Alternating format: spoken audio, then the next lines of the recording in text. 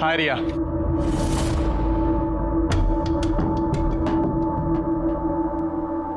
हाय। मुझे तुमसे कुछ बात करनी है। सुनो ना, मतलब कुछ बात।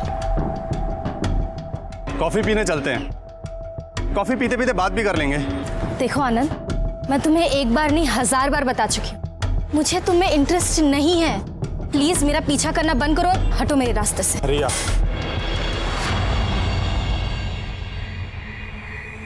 मैं तुम्हारे बिना जी नहीं सकता। प्लीज हाँ कर दो, वरना। सब्र और आपसी सौहार्द मानो हमारे जीवन, हमारे व्यवहार में से खोता जा रहा है। आज लोगों को देखो तो हर चेहरे पर तनाव और आंखों में गुस्सा है। छोटी छोटी नोकझोंक और झड़प में भी लोग अपना आपा खो देते हैं। हर बात में मानो आग उगलते हैं और कई बार रोजमर्रा के ऐसे ही तनाव में जाने अनजाने दुश्मन बन जाते हैं। ऐसे दुश्मन जिनके बारे में आपको कुछ पता भी नहीं होता, पर वो घात लगाकर बदला लेने की तैयारी कर रहे होते हैं।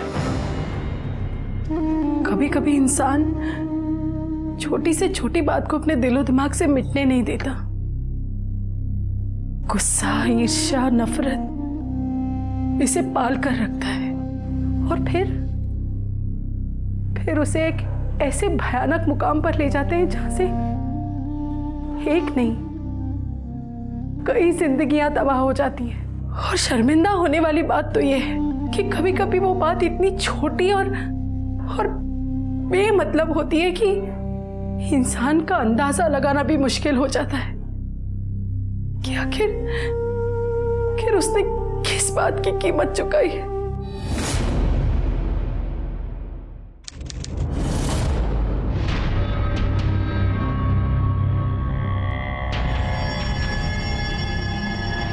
ये लीजिए सर।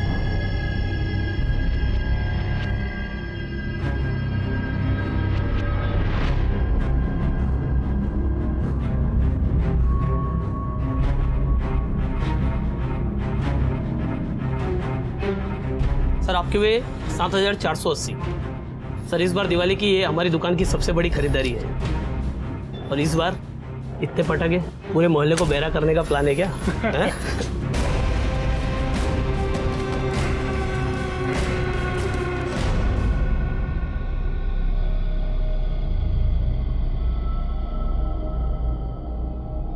अरे अरे अरे, तुम क्यों चाय बना रहे हो? लाओ मुझे दो, मैं बना देती हूँ। अरे दादी मैं बना लेता हूँ। देखो ज्यादा सर पे मत चढ़ाओ अपनी बीवी को। अभी सिर्फ 5 दिन हुए हैं तुम्हारी शादी को। हाँ, अभी से उसे ऐसी आदतें डाल दोगे तो आगे जाकर तुम्हारे सर पे नाचेगी। दादी आप भी ना टिपिकल टीवी सीरियल की सास बहू की तरह बातें कर रही हैं। आप तो जानती हो जब मैं बैंगलोर में अकेला था, जॉब करता था, तब खुद की चीजें खुद ही किया करता था। बेटा उस वक्त तेरी मजबूरी थी, लेकिन अब तो तुम्हारी बीवी आ गई है ना, तब भी तुम लगे हुए हो। अरे दादी बीवी है वो, नौकरानी नहीं। और आप भी इतना टेंशन मत लो, आप चल के बाहर आराम से बैठिए, मैं आपके लिए भी गर्मा गर्म चाय ले आता हूँ। करो जो मन में आए तुम्हारे, हमारा क्या, हम तो चुपचाप बैठ जाएंगे।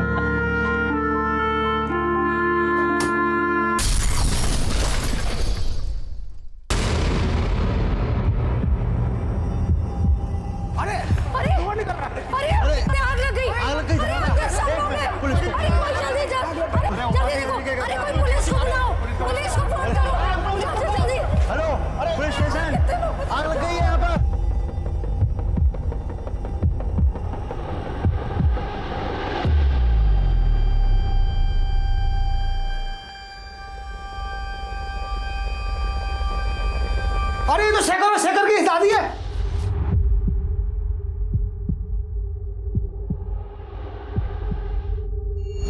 The government has decided कि इस बार 12th स्टैंडर्ड के लिए पूरा सिलेबस आएगा, so you have to prepare the children for that. Excuse me. आप इसे अकाउंट डिपार्टमेंट में दे दीजिए और स्टैम्प और सिग्नेचर ले लीजिएगा। Sure ma'am, thank you.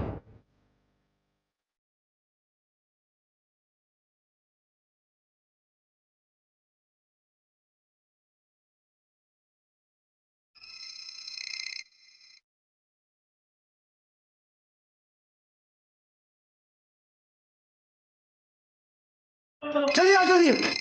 अरे फोन के बाद आने कहीं से। ये तो माता जी की बहू है। चल ले। हेलो रिया बेटा। हाँ भाभी जी, अरे आपके घर में ब्लास्ट हुआ है।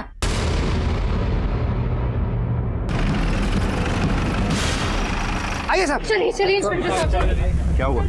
वो तो पता नहीं साहब, बड़ी जोर का धमाका हुआ था, किचन का विंडो तक उड़ गया। हम लोग यहाँ आए तो देखा किचन में से धुआं निकल रहा है, तो लगा शायद सिलेंडर फट गया है। और अंदर जाके देखा तो सिलेंडर तो ठीक ठाक है। कौन कौन घायल हुआ? उपाध्याय जी की माँ और उनके बेटा और बहुत बुरी तरह घायल हुए। कहाँ है वो लोग? उपाध्याय जी से बात हुई है, वो लोग सीधा हॉस्पिटल पहुँच गए। इसमें धमाका हुआ?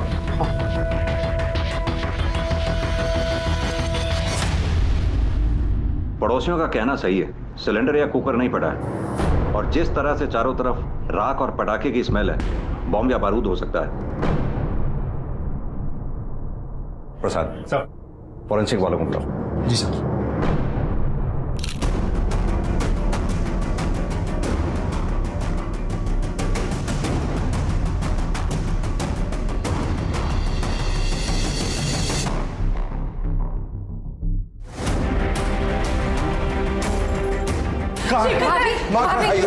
बेटा का चलो।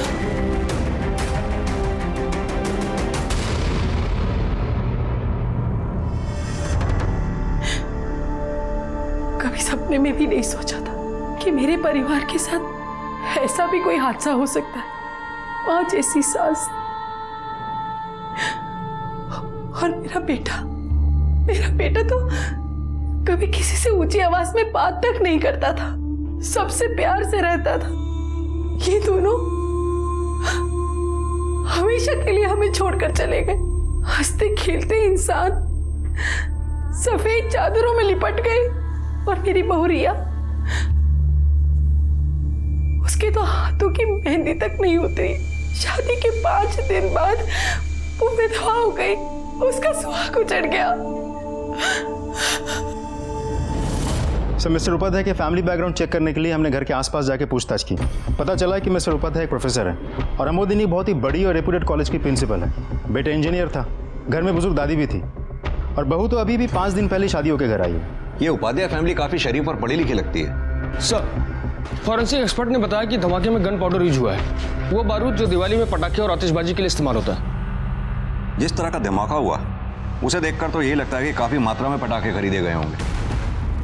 एक बात तो साफ है, ये टेररिस्ट एक्टिविटी नहीं है। फिर इस धमाके की क्या वजह हो सकती है? सुभाष, एक काम करो, आसपास जितनी भी पटाखे की दुकानें हैं वहां जाकर पता करो क्या किसी संदिग्ध आदमी ने काफी मात्रा में पटाखे खरीदे थे। सर,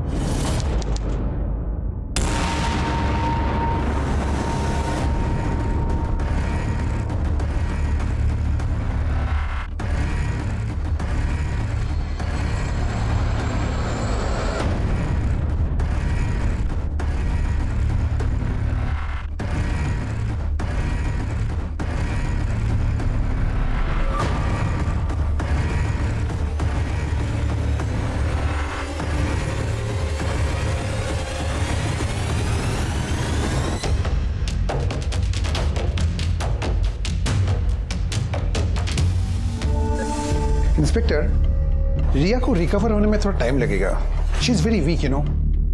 थोड़ा टाइम दीजिए प्लीज। डॉक्टर, रिया जैसे ही बैन देने की कंडीशन में आ जाए प्लीज हमें इन्फॉर्म कीजिएगा, क्योंकि कल्प्रिट का जल्द से जल्द पकड़ा जाना बहुत जरूरी है। Okay, sure. Thank you.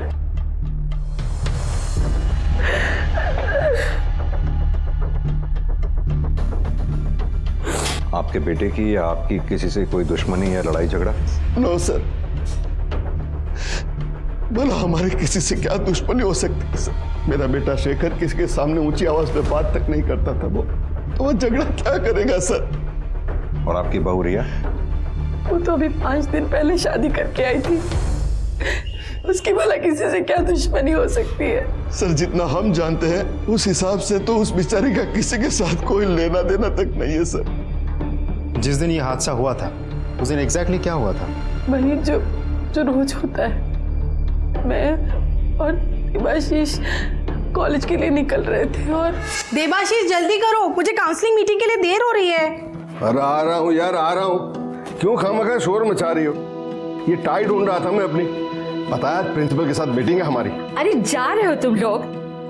Lunch तो लेकर जाओ, वरना बाहर का सड़ा हुआ खाना खाओगे और बीमार पड़ जाओगे। Thank you. अरे शेखर, रिया, तुम तो कल आने वाले थे ना, आज अचानक? आपको सरप्राइज देने के लिए जल्दी आ गए। अंदर आ जाए। हाँ। दादी। शेखू मेरा बच्चा, मेरी फिल्मी दादी। कैसा है तू? बस ठीक है, आप कैसे हो? बस ठीक हूँ, देख ले। अरे बड़ा अजीब है ये दोनों। एक हम थे जो शादी के बाद हनीमून करके घर आने को मन नहीं करता था, ये दोनों हैं जो हनीमून खत्म होने से पहले ही घर आ गए। कमाल है ये। हाँ भी ना। लगता है रिया बेटा को मेरा जोक पसंद नहीं आया ना? नहीं पापा, ऐसी कोई बात नहीं है। तो फिर मैं अरे आप भी ना, बच्चे अभी अभी आए हैं, सफर से थके हुए होंगे और आपने जोक स्टार्ट कर दिया। चलिए मुझे देर हो रही है, बच्चों आप लोग रेस्ट करो, हम शाम को मिलेंगे, ठीक है? Bye bye. बाय। आप भी ना। उन दोनों के बीच कोई प्रॉब्लम थी? नहीं, ऐसा कभी लगा तो नहीं। हम रिया को शादी के 1 साल पहले से जानते थे, सब कुछ ठीक था, शादी में भी कोई प्रॉब्लम नहीं हुई। दोनों खुश थे जब हनीमून के लिए गए। जब लौट कर आए तो रिया का मूड कुछ ठीक नहीं था, पर हमने सोचा कि शाम को आके शेखर से बात करेंगे, पर वो शाम को ना।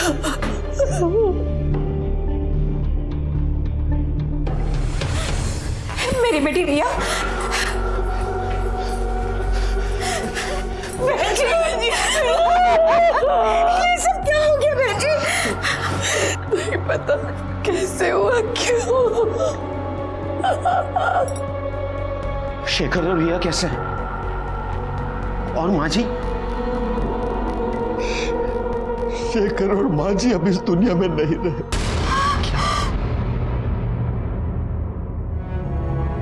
और रिया इस वक्त आईसीयू में है।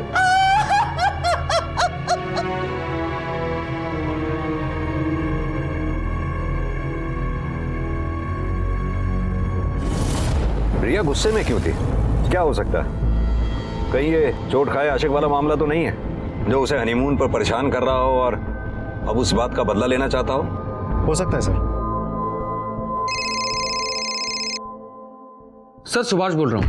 सर फॉरेंसिक रिपोर्ट के मुताबिक बॉम्ब एक कार्डबोर्ड बॉक्स में प्लेस किया गया था और उस बॉक्स के एक टुकड़े पर एक कुरियर कंपनी का लेबल लगा है सर।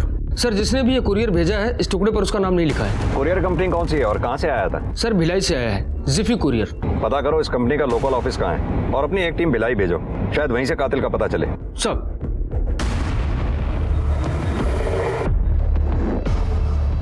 सर, हम लोग रिया के पेरेंट्स हैं। कुछ पता चला ब्लास्ट की वजह क्या थी? क्या हुआ, कैसे हुआ? फिलहाल तो नहीं, लेकिन हम अपनी तरफ से पूरी कोशिश कर रहे हैं। डॉक्टर, रिया से बात करनी थी हमें, क्या उसे होश आ गया? हाँ, रिया को होश आ गया, आप मिल सकते हैं, आइए। सर प्लीज आप लोग यहीं रुकिए, हमें उससे बात करनी थी।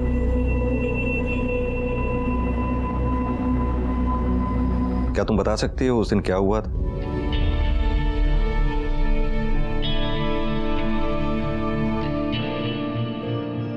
अरे रिया, तुम चाय पियोगी? मुझे नहीं चाहिए। अरे मैं बहुत बढ़िया चाय बनाता हूँ। मैंने कहा ना मुझे नहीं चाहिए। अरे शेखू देख, जब तू हनीमून पर गया था ना, तेरे लिए गिफ्ट आया था। गिफ्ट मेरे लिए? हाँ। अरे रिया, हमारी शादी का एक और गिफ्ट आया है, जरा बाहर आओ। किसने भेजा है? अरे भाई आजकल तो अच्छा है, शादी में ना जा पाओ गिफ्ट भेज दो। हमारे जमाने में ये सब नहीं चलता था। दादी, आपके जमाने में गिफ्ट कहाँ हुआ करते थे, बस लिफाफे होते थे। ज्यादा बातें मत बना, खोल खोल देख इसमें क्या है, देख। अरे खोल ना ये।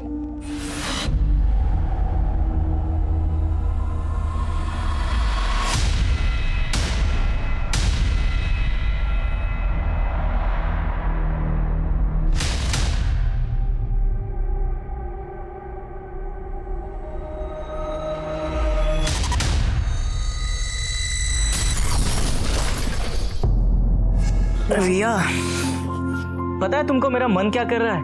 मेरा मन कर रहा है कि मैं आंखें बंद कर लूं और जब आंखें खोलूं तो मेरी आंखों के सामने तुम ही हो।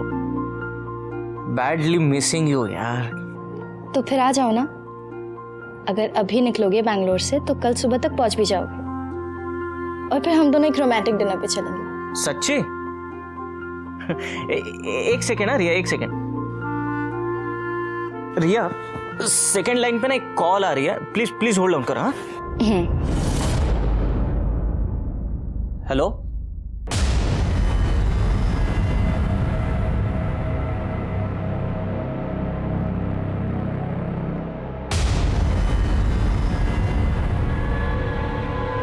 हेलो रिया। तो आ रहे हो? डिनर की सारी तैयारी करके रखूंगी। सुनो ना, सेकंड लाइन पे जो अभी कॉल आई थी वो एक लड़के की थी। वो मुझे बोल रहा था कि अगर मैं तुमसे शादी करूंगा तो वो मुझे मार डालेगा। क्या तुम बता सकती हो कौन था वो लड़का? इंस्पेक्टर, पेशेंट की तबीयत बिगड़ रही है, आप प्लीज प्लीज बाहर आइए। शेखर को किसी लड़के ने जान से मारने की धमकी दी थी। क्या वो रिया का एक्स बॉयफ्रेंड था? मेरी बेटी ऐसे नहीं, आप मेरी बेटी के बारे में इस तरह की बात कैसे कर सकते हैं? पापा, पक्का वो आनंद ही होगा। वो रिया के पीछे पागल था। वो पागल था, पर मेरी बेटी का उससे कोई लेना देना नहीं था। वो आप प्लीज 2 मिनट चुप रहिए। बताओ क्या कहना चाहते हो? सर, 1 साल पहले की बात है।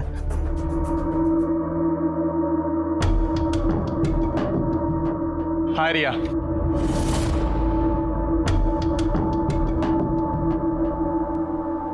हाय। मुझे तुमसे कुछ बात करनी है। सुनो ना, मतलब कुछ बात। कॉफी पीने चलते हैं, कॉफी पीते पीते बात भी कर लेंगे। देखो आनंद, मैं तुम्हें एक बार नहीं 1000 बार बता चुकी हूँ, मुझे तुम में इंटरेस्ट नहीं है।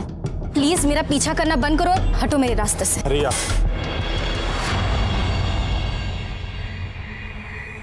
मैं तुम्हारे बिना जी नहीं सकता।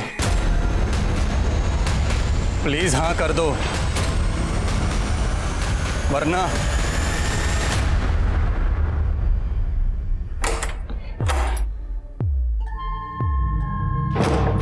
रिया बेटा, क्या बात है, इतनी गुस्से में क्यों है? उस बेवकूफ आनंद की वजह से। आज फिर से उसने मुझे रास्ते में रोका, फिर कॉफी पीने की बात कर रहा था। परेशान कर रखा है उस लड़के ने। तो तुम्हारा कहने का मतलब है कि शेखर को आनंद ने जान से मारने की धमकी दी थी? जी। आनंद का एड्रेस और फ़ोन नंबर दो हमें। जी सर। सर, मैं रिया को बहुत चाहता था। मैंने सब तरीके अपनाए उसे पाने के, लेकिन जब पता चला कि उसकी शादी शेखर से हो रही है तो सर समझ नहीं आया मैं क्या करूं। मेरा दिमाग खराब हो गया और मैंने शेखर को फोन कर दिया। तूने उसे फोन करके धमकी दी और फिर उसे मार दिया, है ना? नहीं सर, ऐसा कुछ भी नहीं हुआ। सर, ये बात सच है कि मैंने उसे भला बुरा कहा था, पर मैं बहुत दुखी था। फिर घर वालों ने समझाया कि लड़की के चक्कर में अपनी जिंदगी खराब मत करो। मैंने कोलकाता में जॉब के लिए अप्लाई किया सर। उसके बाद मैंने कोलकाता में नौकरी कर ली। मैं वहां चला गया। सिर्फ 1 हफ्ते के लिए मैं भुवनेश्वर आया हूँ और सर कल वापस जाने वाला हूँ। जाने वाला हूं नहीं, जाने वाला था, क्योंकि तू यहाँ छुट्टी पे नहीं, शेखर को मारने यहाँ आया था। तू पकड़ा गया और अब तू हमारा मेहमान बन के रहे। सर, मैं सच बोल रहा हूँ, मैंने कुछ नहीं किया। झूठ बोल रहा है तू। भरोसा करिए, कोई गलतफहमी हो रही है आपको। मैंने सच में किसी को नहीं मारा। इसको बैठा के रखो सर। इसके कॉल रिकॉर्ड्स और फोन की लोकेशन निकालो। सर गलतफहमी हुई है आपको। सर, मैंने किसी को नहीं मारा। सर, आप जिस कुरियर की बात कर रहे हैं वो कुरियर किसी आर.के. शर्मा ने भेजा था। Sure R K. शर्मा ने भेजा था? ठीक से चेक किया? Yes sir, R K. शर्मा ने 15 फरवरी को हमारे भिलाई ब्रांच से कुरियर भेजा था और हमें यहाँ पर भुवनेश्वर में 17 फरवरी को कुरियर मिला था। जब आपको कुरियर 17 फरवरी को ही मिला था तो आपने डिलीवरी 20 फरवरी को क्यों किया? एक्चुअली सर, हमने 17 फरवरी को कुरियर डिलीवरी के लिए भेजा था, लेकिन वो घर बंद था, इसीलिए कुरियर वापस आ गया। और सर, रिकॉर्ड के हिसाब से देवाशीष उपाध्याय ने वो पार्सल लिया था। ये देखिए सर। अगर आपको इस बारे में कोई भी एडिशनल इन्फॉर्मेशन मिलती है तो आप मुझे तुरंत कांटेक्ट कीजिए। मेरा नंबर लिखिए। कब तक रिया से हम इस बात को छुपाएंगे? जब भी उसे मिलने अंदर जाती हूँ बस एक ही सवाल, शेखर कैसा है, दादी कैसी है? अब तो उसे मिलने से मुझे डर लगने लगा है। छुपाना पड़ेगा बहन जी। ये बात सुनकर रिया की हालत और खराब हो जाएगी। बेटे को खो चुकी हूँ, बहू को नहीं खोना चाहती। एक बार वो खतरे से बाहर आ जाए, फिर उसे बता देंगे।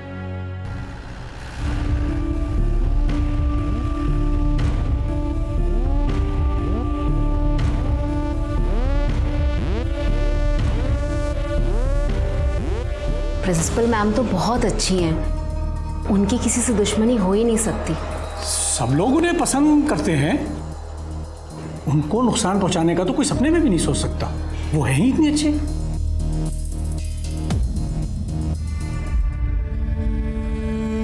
मेरी बहू रिया, उसकी सुहाग की मेहंदी अस्पताल में उतर रही थी। जब उसे पता चलेगा कि उसका सुहाग नहीं रहा, तो आज के बाद न वो उसे छू पाएगी, न देख पाएगी, न सुन पाएगी, तो उसका क्या हाल होगा। मैं वो माँ हूँ जिसने अपने जवान बेटे के चिथड़े देखे। वो मंजर हमेशा मेरी आंखों के सामने घूमता रहता है, कलेजा मुंह को आता है, दिल फट पड़ता है। पर ऐसी कोई बात, ऐसी कोई वजह नहीं मिलती कि मैं अपने दिल को तसल्ली दे सकूं। मेरे दिल को तब शांति मिलेगी जब उस इंसान को फांसी पे लटकाया जाएगा जिसने मेरे बच्चे की ये हालत की, मेरा परिवार उजाड़ दिया। सर, मैंने अमोदिनी के कॉलेज में जाकर भी पूछताछ की। वह बाकी सब कुछ तो ठीक था, लेकिन एक पियोन था, बड़ा अजीब बिहेव कर रहा था। उसको देख के मुझे लग रहा था कि वो कुछ कहना चाहता है, लेकिन शायद किसी से डर रहा है। इसका मतलब वो पियोन कुछ जानता है। एक काम करता हूँ, कल मैं इस पियोन से एक बार मिल लेता हूँ। सर न्यूज़ देखिए। लगाओ। ये उस नवविवाहिता का दर्द, उसकी चीखें हैं, जिसको आज तक पता ही नहीं था कि उसका पति मर चुका है। बॉम्ब ब्लास्ट में उसके चिथड़े उड़ गए थे। इसकी चीखें सुनकर भगवान को भी रोना आ सकता है। तो क्या पुलिस को इसकी हालत दिखाई नहीं देती?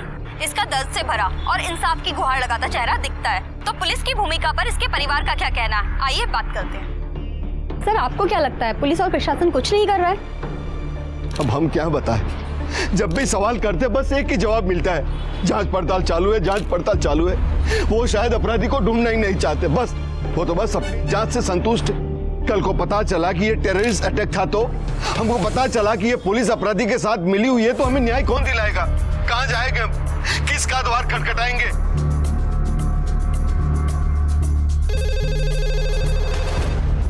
Hello, Jain sir.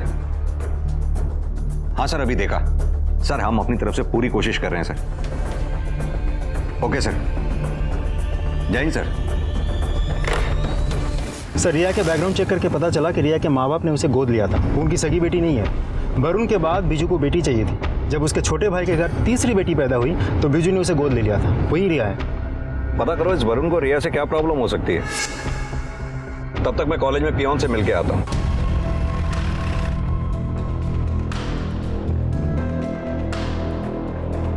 आ जाओ, डरो नहीं। कुछ बताना चाहते थे हमें तुम?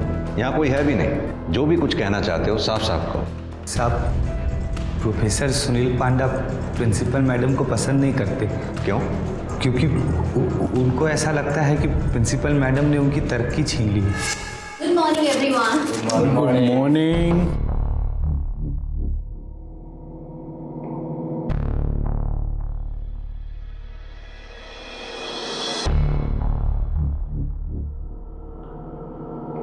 Dholu, I did not got my tea. गलती हो गई सर, अभी देता हूं।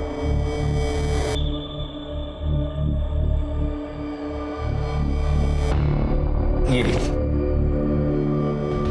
पंडा sir, it's I didn't get tea, not got the tea. Hey you mister Shastri, mind your own business.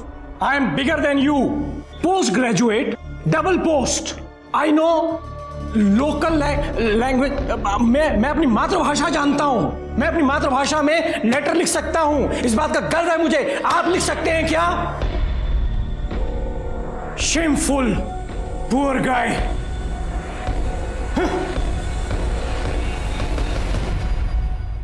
देखिए, प्लीज़ आप लोग सुनील जी को इस तरह से परेशान मत किया कीजिए। वैसे भी वो इस बात से ज़्यादा परेशान है कि उनकी जगह मैं प्रिंसिपल बन गई हूँ।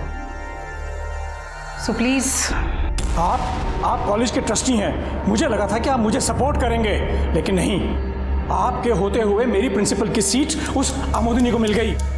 नहीं, एक सेकंड, आपका मतलब क्या है? आपका मतलब क्या है कि वो मुझसे बेटर है, मुझसे सीनियर है? आप कहना क्या चाहते हैं? I am better talented, my English okay, I show you. मैं भी देखता हूं ये आमोदिनी कितने दिन मेरी सीट पे बैठती है।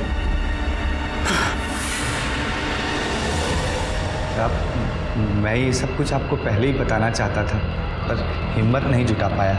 लेकिन जो हिम्मत अब तुमने दिखाई है उसके लिए शुक्रिया। तुम जा सकते हो। सर, पियून ने जो बयान दिया है उसके मुताबिक हम लोग सुनील पांडा को उठा सकते हैं ना? नहीं, पियून के स्टेटमेंट पे हम सुनील पांडा को नहीं उठा सकते। उसके लिए हमें पुख्ता सबूत चाहिए होंगे। एक काम करो सर, ये सुनील पांडा पे नजर रखो, पता करो इसका भिलाई से कोई कनेक्शन है या नहीं। अगर ये कल्प्रिट है तो कोई ना कोई गलती जरूर करेगा। Okay sir. Sir of course मुझे पता है कि रिया एडॉप्टेड चाइल्ड है, और सर रिया और मुझ में कोई डिफरेंस भी नहीं है। तुम्हें रिया से कभी कोई प्रॉब्लम नहीं थी? तुम्हें कभी भी ऐसा नहीं लगा कि रिया के आने से तुम्हारी हर चीज़ बढ़ जाएगी? नहीं सर, रिया मेरे लिए सगी बहन से भी बढ़कर है। सर मुझ में और रिया में कुछ प्रॉब्लम हो जाए ये तो मैं सपने में भी नहीं सोच सकता। ठीक है, जिस नंबर से कॉल आया था वो नंबर मुझे भेजो। जी sir. Okay, thank you. Sir, courier office से फ़ोन था, उसने बताया कि उस पार्सल की डिलीवरी को लेकर किसी ने फ़ोन किया था और एग्जीक्यूटिव से काफ़ी बहस भी की थी। और हाँ सर, उस पार्सल को किसी ने ट्रैक भी किया था। पता करो वो कॉल किस नंबर से आया था, उस कंप्यूटर का आईपी एड्रेस भी चेक करो जिससे उसने कुरियर को ट्रैक किया था। Okay sir. सर, ब्लास्ट की फॉरेंसिक रिपोर्ट। सर, ये बात तो कंफर्म है कि कुरियर बॉक्स में ही बॉम्ब भेजा गया था। उस बॉक्स में वही मटेरियल था जो अक्सर पटाखे बनाने में इस्तेमाल किया जाता है। उस बॉक्स में एक बैटरी और एक स्विच अटैच किया गया था जिससे बॉक्स खुलते ही ट्रिगर हुआ और ब्लास्ट हो गया। और हाँ सर, एक और बात, रिया में सिर्फ आनंद ही नहीं बल्कि उसके कॉलेज का एक और लड़का समीर भौमिक भी इंटरेस्टेड था, जिसके खिलाफ रिया के फैमिली ने 5 साल पहले कंप्लेन लिखवाई थी। उठा लाओ उस आशिक को। ये सच है सर, मैं रिया को बहुत पसंद करता था, लेकिन मैंने कभी उसके बारे में गलत नहीं सोचा सर। फिर उसके माँ बाप ने कंप्लेंट की तो मेरा बहुत मजाक बना था सर। फिर तभी से मैंने कसम खाई कि उससे कभी ज़िंदगी में बात नहीं करूँगा। फिर वो अपने रास्ते और मैं अपने रास्ते चला गया। और फिर घूम फिर के वापस तू उसी के रास्ते में आ गया, क्योंकि तुझे उस पुरानी बेइज्जती का बदला जो लेना था। सही बोल रहा हूँ ना मैं? 23 फरवरी को कहाँ था तू? सर 19 फ़रवरी से लेकर 25 फरवरी तक मैं मुंबई में ही था सर। मेरे दोस्त की शादी थी सर पूरे वीक में वहीं पर था सर। आप चाहे तो शादी की वीडियोज़ और फोटोज़ देख सकते हो सर। चल माना कि तू सच बोल रहा है, अब ये बता कि बॉम्ब 17 तारीख को भिलाई से कोरियर किया गया था, उस वक्त कहाँ था तू? सर उस दिन मैं दोस्तों के साथ शॉपिंग कर रहा था। मुंबई जाने को लेकर मैं बहुत एक्साइटेड था सर। आई स्वेयर सर, मैं झूठ नहीं बोल रहा हूँ सर। झूठ क्या है सच क्या है वो तो हम पता लगा ही लेंगे, लेकिन जब तक सच साबित नहीं हो जाता तू हमारा मेहमान बनकर ही रहेगा। नहीं सर, प्रसाद, मैंने नहीं किया था सर। ये रिया के माँ बाप का बैकग्राउंड चेक करो, हो सकता है रिया के माँ बाप की दुश्मनी किसी ने रिया से ही निकाली हो। जी सर। देखिए हमारी जांच अभी चल रही है। एक बात तो तय है, बॉम्ब किसी प्रोफेशनल ने नहीं बनाया था। हाँ, बॉम्ब बनाने के लिए पटाखों में इस्तेमाल होने वाले बारूद का इस्तेमाल किया गया था, जिसकी मात्रा काफ़ी ज़्यादा थी। उसी वजह से बारूद की इंटेंसिटी भी काफ़ी हाई थी और इसी वजह से जान माल का भी नुकसान हुआ। हम कुछ संदिग्ध लोगों से पूछताछ कर रहे हैं, जल्दी अपराधी तक पहुंच जाएं।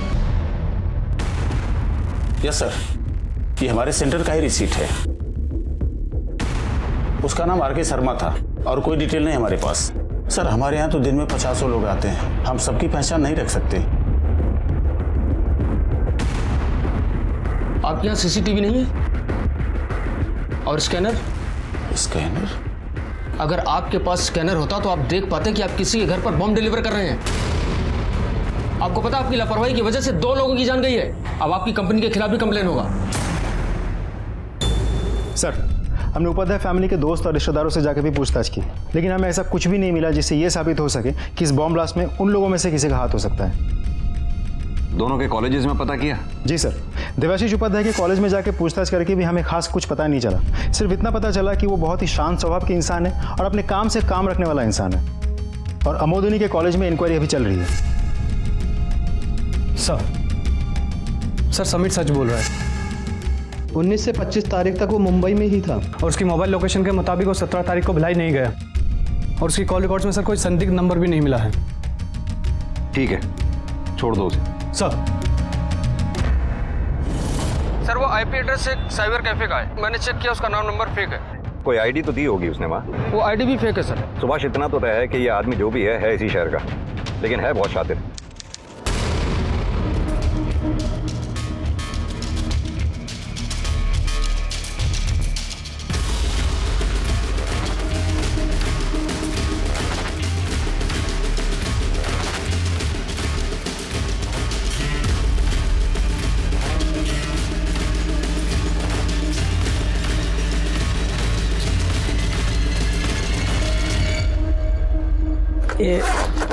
भाई एक काम करो ना।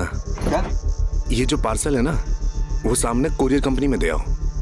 अब मुझे थोड़ा सा काम है, मैं तुम्हें यहीं मिलूंगा। नहीं साहब, ये सब काम मुझे नहीं आते। अरे भाई इसमें मुश्किल क्या है? पकड़ो, ये पकड़ो ना, ये पकड़ो पकड़ो। और ये सुनो, ये पार्सल दो और तुम ये 300 रुपये उनके पकड़ लो और ये तुम्हारे लिए। ठीक है? ठीक है। और मैं अपना काम निपटा के 10 मिनट बाद मैं यही तुमको मिलता हूँ। 600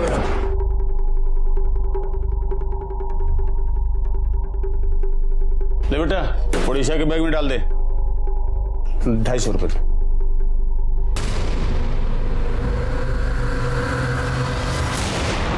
समय ने पूछताछ की तो 16 फरवरी को सुनील पांडा कॉलेज गया, अपनी क्लास ली और हमेशा की तरह टाइम पर कॉलेज से निकल गया। कॉल रिकॉर्ड्स के मुताबिक 17-18 फरवरी को उसका फोन स्विच ऑफ था। ये 2 दिन सैटरडे संडे की वजह से कॉलेज की छुट्टी भी थी। उसके बाद सीधा मंडे को उसका फोन ऑन हुआ। सर मैंने वरुण से और उसके घर के आस पड़ोस में जाके पूछताछ की, लेकिन हमें ऐसा कुछ भी नहीं मिला जिससे ये साबित हो सके कि वरुण के साथ रिया की कभी भी कोई भी प्रॉब्लम थी। सर ये एनवल पुलिस स्टेशन के बाहर मिला था, आपका नाम लिखा हुआ था, मैंने उठा लिया।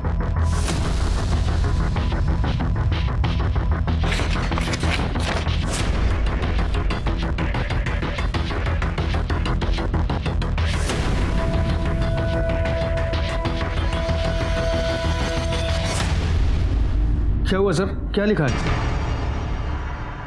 किसने भेजा सर? कहना क्या चाहता है? ये कहना चाहता है कि ये एक लव स्टोरी थी जिसमें विश्वासघात हुआ और ये धमाका उसी विश्वासघात का अंजाम है। ये जो भी है हमें गुमराह करना चाहता है। सर इसमें लास्ट लाइन में लिखा है कि निर्दोष लोगों को परेशान ना किया जाए। कहीं ये उनमें से तो नहीं है जिन लोगों से हमने पूछताछ की थी? पॉसिबल है सर। ये देखिए सर, आपने इन दोनों शब्दों पर ध्यान दिया, प्रोजेक्ट और अंडरटेकिंग। आमतौर पे ऐसी भाषा तो या तो ऑफिशियल लेटर्स में या फिर इंटर डिपार्टमेंटल मेमोज में यूज किए जाते हैं।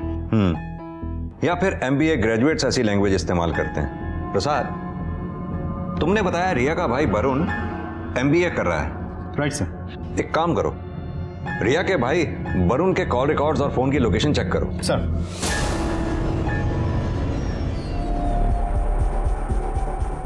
सर एक कमाल की इन्फॉर्मेशन हाथ लेके, इस केस में एक नहीं बल्कि 2 MBA है। दूसरे ने तो डिस्टेंस लर्निंग इंस्टीट्यूट से मैनेजमेंट में डिप्लोमा किया है। दूसरा कौन है? सर सुनील पांडा, अमोदिनी के कॉलेज के सीनियर प्रोफेसर।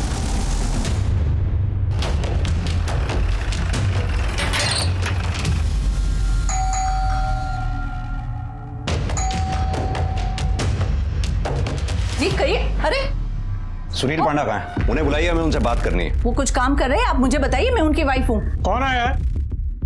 क्या हुआ इंस्पेक्टर साहब? आपको हमारे साथ थाने चलना होगा। क्या हुआ है? क्या किया इन्होंने? ये शेखर और तारिणी उपाध्याय के मर्डर में सस्पेक्ट हैं। ये क्या बकवास है? मुझे झूठे इल्जाम में क्यों फंसाया जा रहा है? पहले आप ये बताइए आपका कंप्यूटर कहाँ पर है? कंप्यूटर? अजीब जबरदस्ती है। आप पुलिस वाले हैं, इसका मतलब ये तो नहीं किसी भी शरीफ के घर में आके आप उसे परेशान करें। मेरा भाई हाई कोर्ट में वकील है, 2 मिनट के अंदर मैं आप लोगों की वर्दी उतरवा दूंगी। देखिए मैडम, आपसे जितना पूछा जाए उतना ही जवाब दीजिए। कहाँ है कंप्यूटर? स्टडी रूम में।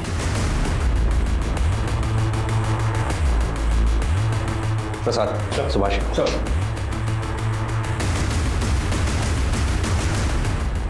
मैं कह रहा हूं आप लोगों को गलतफहमी हुई है। मिल गया सर? सर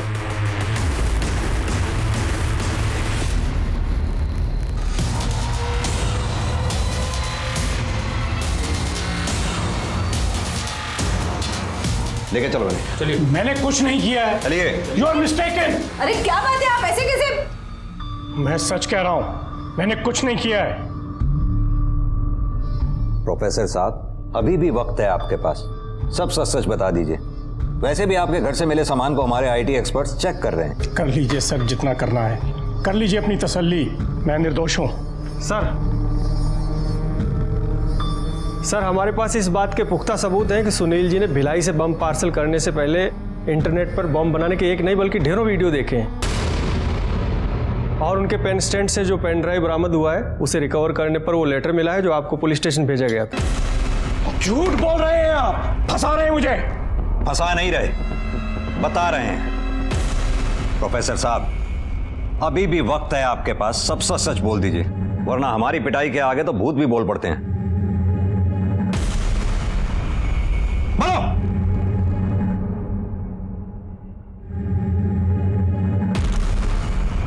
हाँ, मैंने ही वो बॉम्ब बनाया है।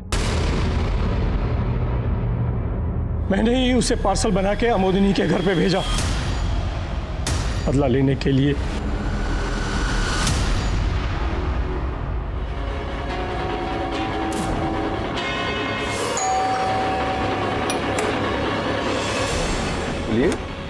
किसका कुरियर है भाई? ओह, शेखर का।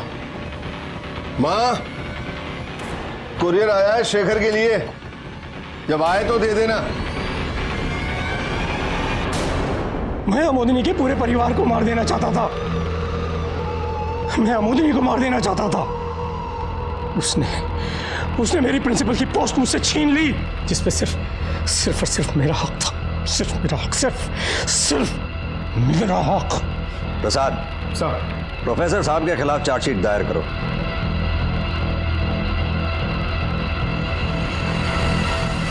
बदले की भावना ने एक इंसान को हैवान बना दिया था, इस कदर कि उसने 2 मासूमों की जिंदगी मौत के हवाले की और एक मासूम को विधवा बना दिया।